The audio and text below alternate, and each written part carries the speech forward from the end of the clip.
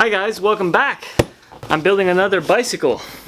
So not too long ago, I think it's been about it's been about 3 months. Either in this or this corner is a link to a video of me building up a new bike. But I am building a new frame because I really wanted this specific frame. I'll go grab it for you guys.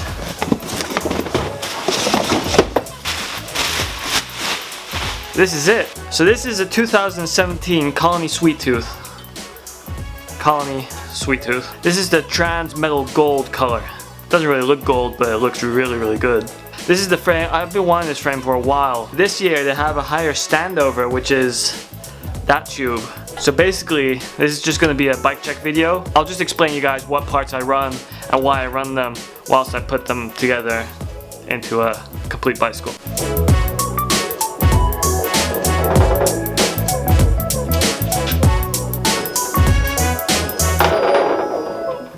Using one of these is the best way to put it in bottom bracket. If you ever had people complain about their headsets making noise, big chance they don't run grease in it.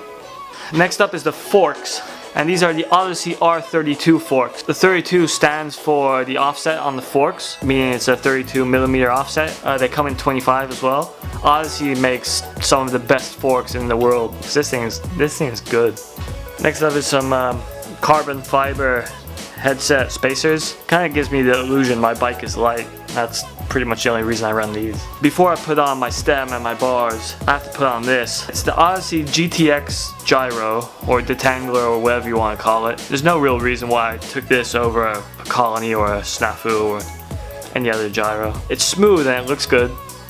That's a plus. So this is the Colony front load stem.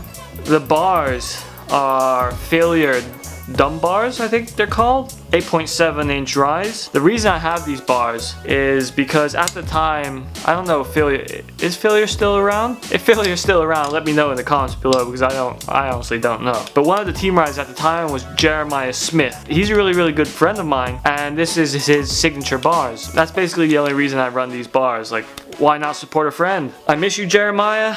I will try to come to the States as quickly as possible. I am not sure when that's going to happen. That is the Odyssey M2 lever. The reason I run this is because you can run a direct double cable, a dual cable setup. I really like the way these feel. This is the small version, by the way.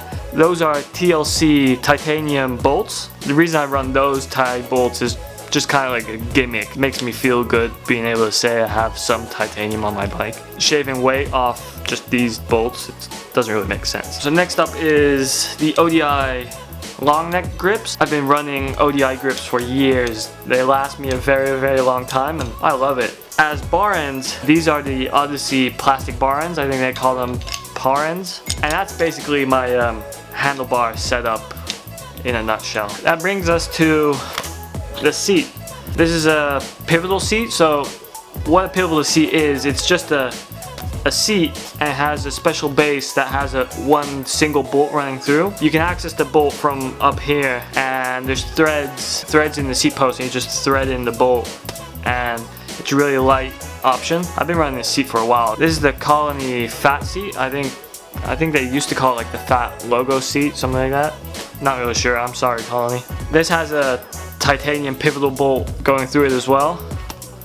Again, just a small little gimmick.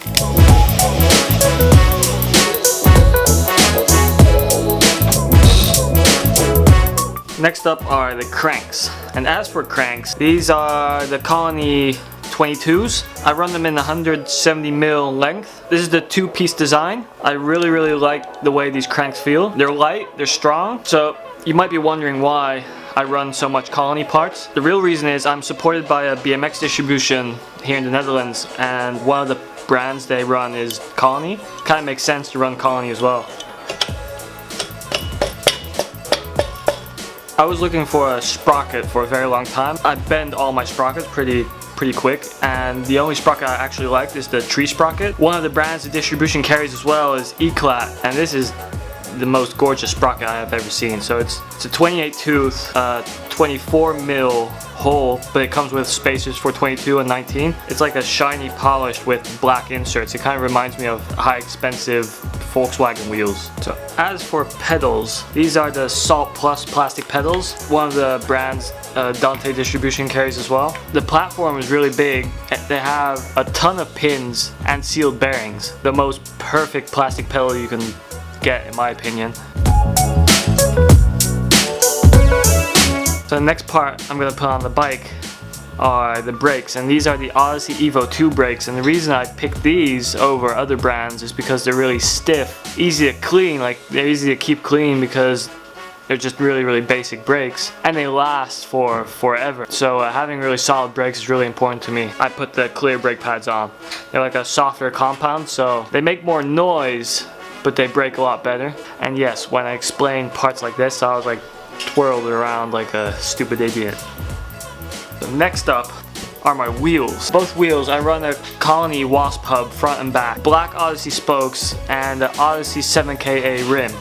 And the reason I run this rim is because it's one of the lightest and, in my opinion, the strongest rim you can pretty much buy. The hubs, I just like the way the hubs look, and again, it's Colony, so it goes with the rest of the bike. These are the Demolition Momentum tires. I run 2.2 in the front and 2.0 in the back. This is the first time I'm gonna run Momentum tires. I've been running Maxxis Grifter and DTH tires for, I think, since 2009, so it's gonna be really different. I heard they're really grippy and really quick. I'm looking forward to see how they run. As for my rear wheel, the only thing I actually changed is this is an alloy driver upgrade.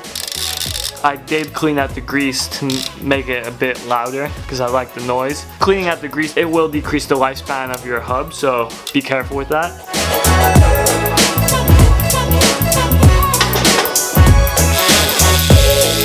Next up is the chain, and this is an E-Clat half-link chain. I think it's called the Stroke. Yeah, it's called the Stroke. Half-link chains, they're slightly heavier than a normal chain would be, but they are so much stronger. Yeah, let's put this bad boy on there.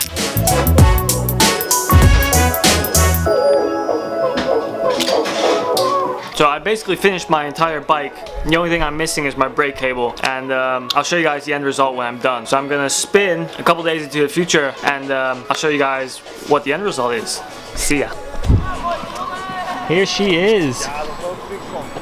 She's all ready and just about to go have a first session.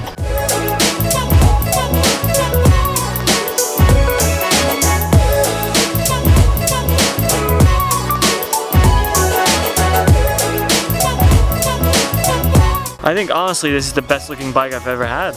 Really dialed. I hope I explained everything well enough. If you have any questions about my bike, please leave a comment below and I will answer every single one. In the meantime, if you like this video, please give me a thumbs up. I'd really appreciate if you guys subscribe as well. The next couple of videos are all going to be riding videos, so until then, see you guys next time.